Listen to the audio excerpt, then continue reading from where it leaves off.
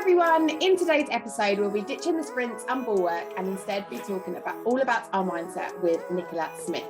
Based in Perth, Australia, Nikala started her incredible professional career at just 16 years old, playing for Perth Orioles, West Coast Fever before travelling to the UK to play for Yorkshire Jets. However, unaware of the power of mindset at the time, Nikala found herself crumble under pressure and suffered from unpredictable performance and severe performance anxiety, leaving her to quit the game in 2015. After some time off to rest, Nikala realised that while she was taught to train her body physically, there was little focus on the importance of training her brain. Nikala launched Thinking Rewired in 2017 with the aim to help other athletes to cope with their own performance anxieties and mental health struggles surrounding the athletic environment. She now runs regular workshops worldwide, provides one-to-one coaching, and most importantly is one of our next training partners. Welcome, Nikala. Hello, welcome. Thanks for having me. You're welcome. How are you? I'm good. I'm being very, I hate the word busy, but I've been very lucky that I've got a lot on my plate. No, so I'm good. I think you can say busy and not lucky sometimes. Yeah. Okay. It's okay to be busy. Yeah, I even did my hair a bit nicer for the chat because it was a bit of a frazzled mess only an hour ago. We all appreciate that. I thought you might. So, let's get started then. So tell me what brought you to mindset coaching. I've already mentioned that you used to play at a very high level and you've obviously travelled internationally for your game as well. So what left you to leave it and then go into mindset coaching? Yeah, absolutely. So as you touched on, I didn't manage my mindset very well when I was playing professionally. I put a lot of high expectations and pressure on my performance. And as you said, when I reached that breaking point in 2015, I stepped away from the game for a couple of years. And that's when I started doing the self-development work. And I guess when I went back home, then once you stop playing netball, that's been your life, it's really hard to know what your next thing is. And so I was always still working in the bank and assumed my next kind of progression would be growing myself in that kind of corporate space. But, you know, at the same time, it didn't really bring me a lot of joy either. So I would be constantly doing different courses or workshops to try and figure out like what that next passion was, because nothing was kind of, you know, online with how much I loved playing netball and making that my life, which unfortunately was not to be my full-time path. And that's when I stumbled across this self-development workshop. It was all around like mindset, and I had a few different types of workshops, and one of them that we did was on goal setting, and it really made you kind of, well, firstly I loved the workshop and I kept going back to all of the different types that there were, but doing this life review, it made you realize like where you currently spend your time, what do you want in your life, and I kind of realized very quickly that I didn't want to be like a financial planner or a mortgage lender or anything like that.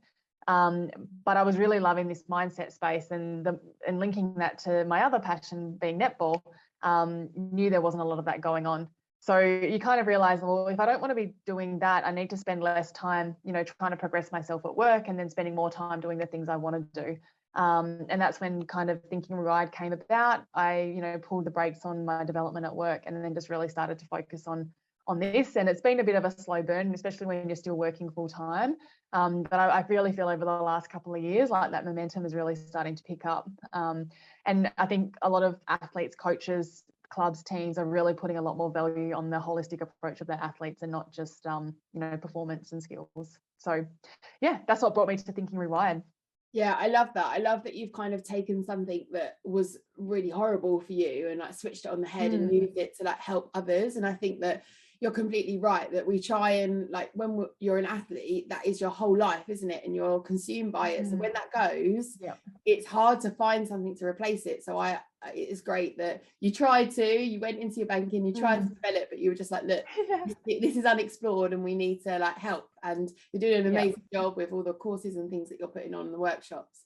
So tell me about your experience at elite level then, and like how you tackled, I would say, like the voices in your head, because it is kind of all in your mind, isn't it? So tell me about that experience. What happened?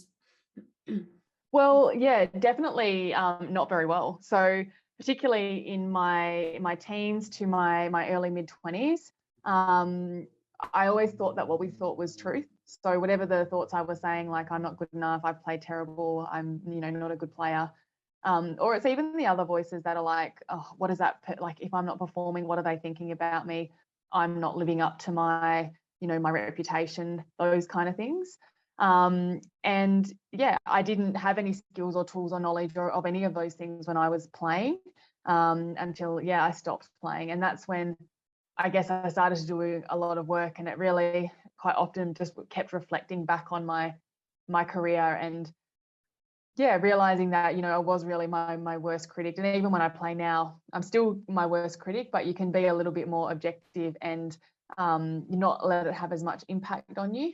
But yeah, definitely those unhelpful thoughts that come up and those voices that talk to us is always going to be a work in progress. So even for me, I teach this, I do it all the time, but I still have moments where sometimes it can get the better of you, but you kind of have a bit more tools and not understanding to know that it's either a moment in time, or if you continue these tools, that eventually you can flip it back over to a more optimistic and more confident mindset. Yeah, and when you were playing, did your coaches ever touch on kind of mindset and anything like that, or how did they help prepare you in that sense for the game? And not really. Like I think we may have done the odd session, and I know, like, I spoke to quite a few like sport psychs around it at the time. I don't really think I understood how bad it was for me and the impact that it was having on me. So this is like, 10 or 15 years ago, where, talking about anxiety and unhelpful thoughts and mindset and that kind of thing, it wasn't really a common conversation. And I hadn't done any work myself. So, I would say to people, like, I'm really nervous, but when you're nervous all day to the point that you can't feel your hands when you're shooting, and you feel sick when you're on court because you're worried about how you're going to perform, I don't think that's normal. And I don't think that's you want to you don't I wasn't able to ask for more help at that time, because I didn't really I just probably thought that everyone was feeling the same and that this was normal. So does that answer your question? I guess, like, to say that you're nervous is such a normal thing to do, and I guess there's different levels of nervous, isn't there? Like, you might be nervous before you sit an exam, but you're right, if it was making your hands numb, like, that is another extreme. But I guess if you never express that, then you never know that that's not normal nervous, or that's not like okay nervous, and that needs help. That's so exactly. And it's healthy and good to have like a few butterflies in the tummy before you go on court, because it means you're excited, you're keen to get out there, you want to do well. But to your point, like when it's impacting you away from the game as well, and on the court, then it's not healthy. And thank goodness we speak out a little bit more now than used to be the case, because I feel like talking about it is key, isn't it? So when you finally made that decision to quit and to retire and hang up your bib, what was your mentality like towards the sport after you made that decision? Were you completely like, absolutely no more sport? How did you feel? Because I can't imagine like quitting playing. I think that would like really So how did you feel? That's a really good question. I think I just felt a lot of relief, to be honest. Like I made this decision when I was actually in Leeds, and I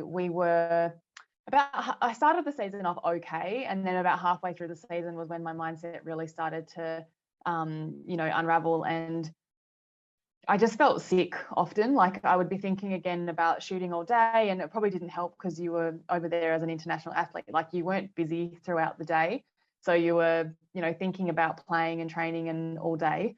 And I think there was a couple of like turning points. So there was one where we had our shooter at the time was like a really dominant tall shooter. And she, like, I didn't get told, but we were going to a game, and when we got there, they told me that she wasn't playing, and because they didn't want me thinking about it the whole time on the bus. And then obviously they got out on court and just crumbled again. And she had to come on in the last quarter because I wasn't able to hold up my position. And then the other ones was you just get to this point where I didn't want to play. Like I would just be feeling sick of thinking, oh, I hope she doesn't make changes. I'm just quite happy sitting on the bench and having really good view of the game. And at that point, that's when I realized that I feel like I'm letting myself down, I'm letting the team down. It's not good for my body to be constantly in this state of nervousness and stress. And that's when I decided that I would, stop playing. And I just felt a lot of relief because I didn't have to think about it anymore. And from then, I probably resented the sport for a while. So I really didn't want, even probably a little bit before that, particularly with my departure in WA, didn't really want anything to do with the sport. So wasn't interested in following it, didn't really care what was happening within the like SSN or ANZ champs back then. Didn't want a bar of it. And it's funny now that I'm back and there's also still the same faces that I've kind of gone full circle, and I love keeping up to date with all the matches and the games and that kind of thing. So at that point of time, wasn't in a good place with the sport, but just gradually found my passion again, which has been really good. I love that you've gone full circle, and I think that even proves even more that it is in your mind, and like it can be fixed and trained, and you can work towards, and you don't just need to give up, throw the towel in. Obviously you needed that time away and that relief. I can completely like empathize with that relief you felt when you were like, no, that's me done. Not my problem. It's so nice to hear that you're now like absorbing the sport, because you did love it. That's why you did it at the level that you did. So that's really nice that you've been able to like recover, if you like. Exactly. So you now work with athletes to help them to manage their own mindsets, where I would imagine you draw on a lot of your own experiences to help them. But what's the biggest obstacle people tend to face when it comes to performance, do you feel, from the ones that you've worked with? Yeah, for sure. So I think the biggest obstacle is ourselves. So they often, like, common themes is just thinking that, they're not good enough, that they're worried about what other people are thinking of them, that they don't belong in the team, they don't have the right skills, and just, feel like it's their fault when they lose, like if they don't feel as though they've shot well or played well.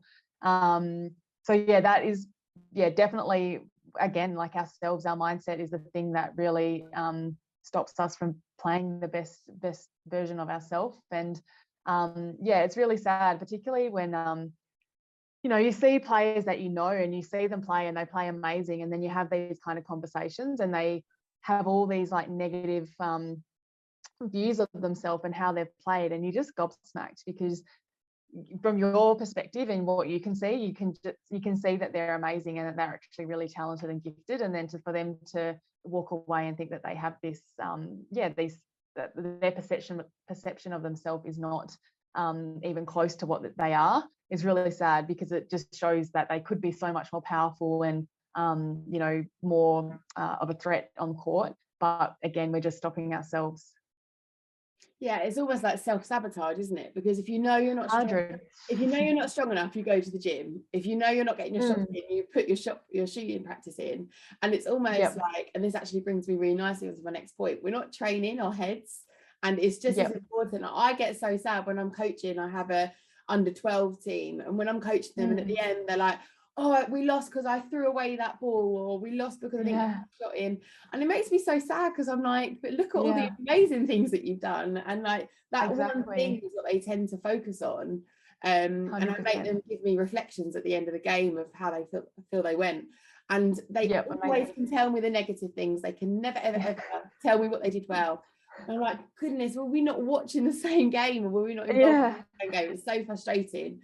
So this actually does bring me really nicely onto my next point. So we spoke earlier about you saying that when you were playing professionally, that the coaches didn't really give much kind of help to mindset coaching, and you maybe had the odd session here and there. But how do you think now that coaches and teachers can do more to help us train mindset in their players? Definitely. I think it's a tricky one, because like for teachers and coaches, it's all of a sudden it's gone from being just skills based and leave your problems at the door when you get to court. But it's now we have to be looking at our athletes from that holistic approach. So it gives them, I guess, another responsibility that they need to manage as well, which is already a lot when, a lot of these coaches aren't being paid for their time or things like that. But I think the biggest thing is, when we are looking after our athletes from a holistic approach, is we're going to get the best out of them, because, they're in a safe place and they're able to, have that self-belief.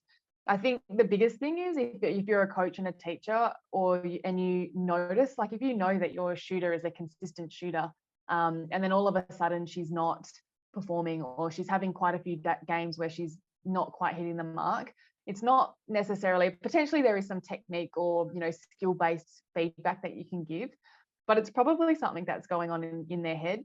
So it's then, I guess, having that conversation and just asking them, like, how are you? Like, what's going on for you?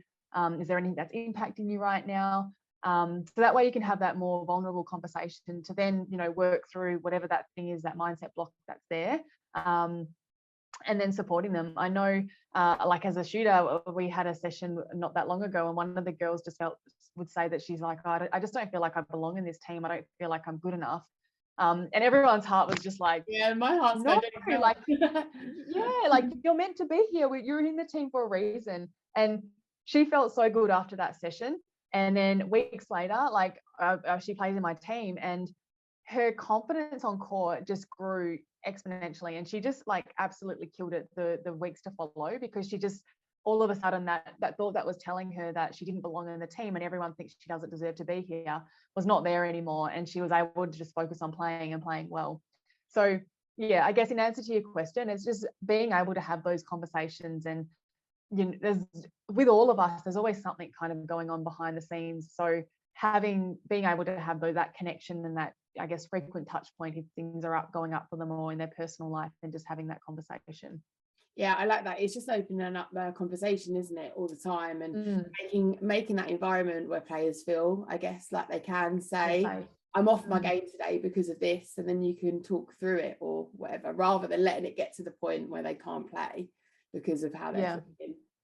Okay, and then finally, then, what advice would you give players struggling with performance anxiety and unpredictable performance? What would your top advice be? 100%. So my biggest piece of advice would be process. So a lot of the time when we are focused on outcome, that's where a lot of our anxiety stems from, because we're thinking like, what if I don't play well? What if we don't win? What if I'm playing X player? And all of a sudden we start to what if, and we start to think in those negatives. So whenever we're what ifing, we're not going, what if I have the best game ever? What if I shoot 100%? Our brains are geared towards the negatives. It's there to protect us. So when we're outcome focused, we're, not present, and we're starting to get nervous and worrying about that. So when we then flip it to the process, I can then break it down. So what is it that I need to do in order to put myself in that best position for the most favorable outcome? So whether it's, your shooting technique or executing the coach's game plan, whatever that is, whatever that looks like, you're just getting mindful, you're focusing on the present, you're just executing what it is that you need to do in that moment. And when we have a really solid, sound, good process, the outcome's going to take care of itself. So we don't even need to worry about the outcome, because, our process is already solid. And I guess a lot of the outcome is like, whether it's good or bad, if we have a solid process, and sometimes we might follow our process and it might not give us the win or the best outcome. But, for example, like if you execute the coach's game plan, you follow that process, you should still be really proud of yourself for, executing that and following that, because that's still a win in itself. Because eventually, the more we do it, the more we practice, the more consistent we get, the more that's going to be your go-to, and that's eventually going to get you the outcomes that you're after. Yeah, I love that. And it is all about that practice and that continued practice, isn't it? Because a coach could put in and say, right, now we want to do this set play. It's not going to work most of the time when you first start.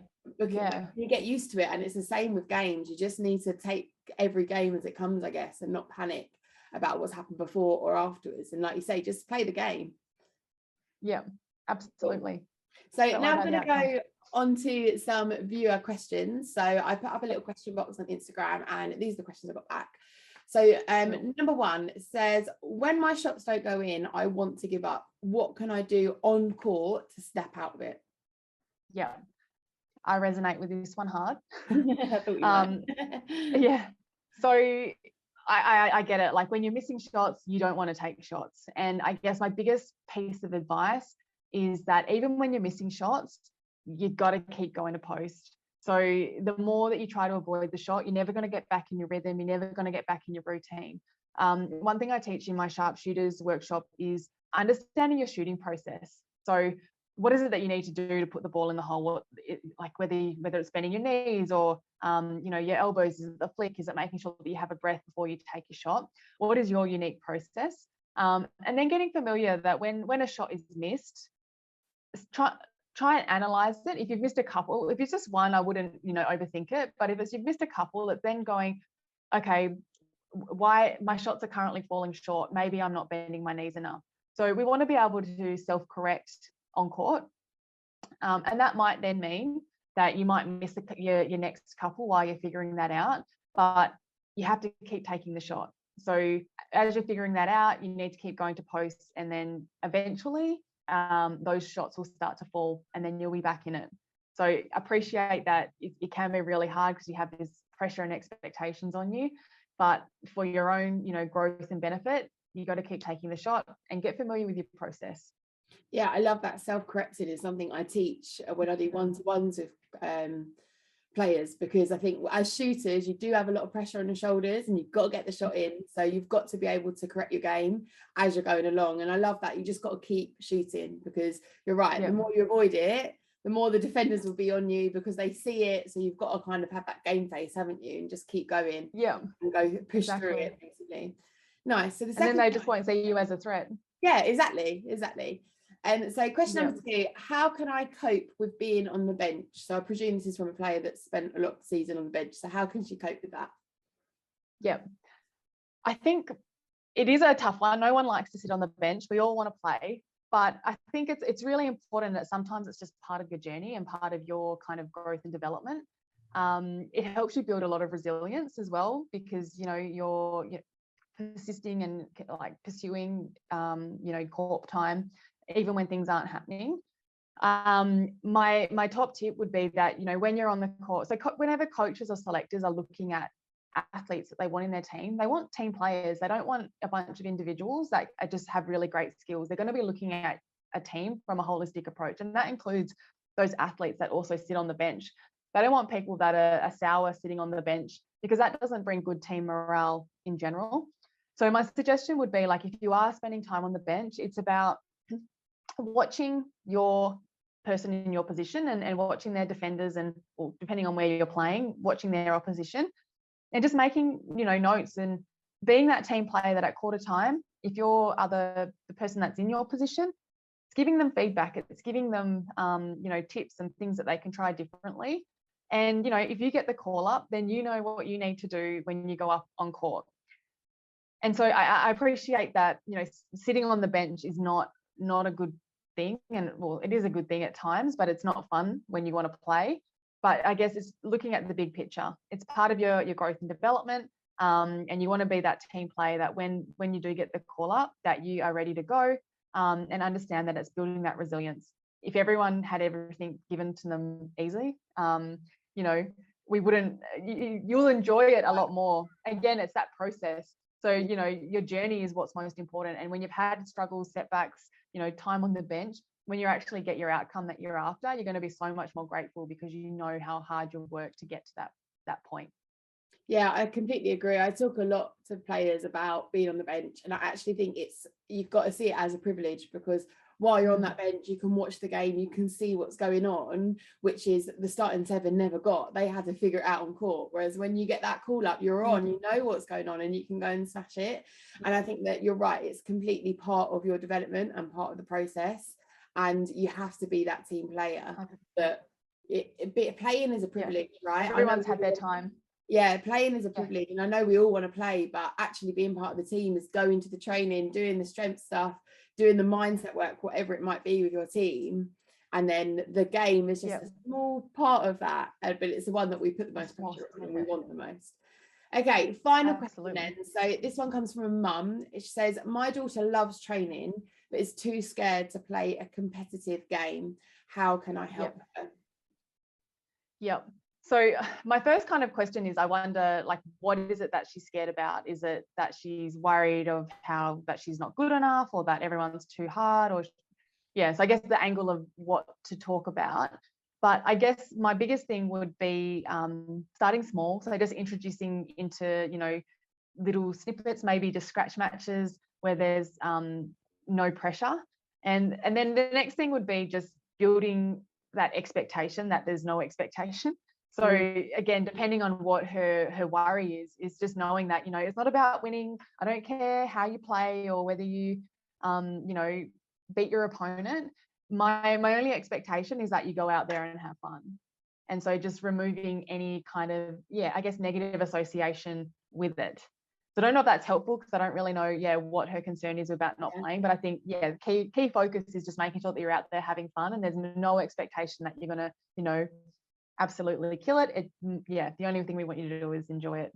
Yeah, I love that. And fun is so important. I think that often, and I think maybe I'm guilty of it myself, you get swept out of the fun because you're so focused on getting better and getting the best experience, whatever it might be. And actually, we play to have fun, but we want to enjoy it. So, I guess having that as the main, especially if she's a young player, having that as the main goal will make her enjoy it more. And then she will enjoy it and she will get better naturally because she's enjoying what she's doing.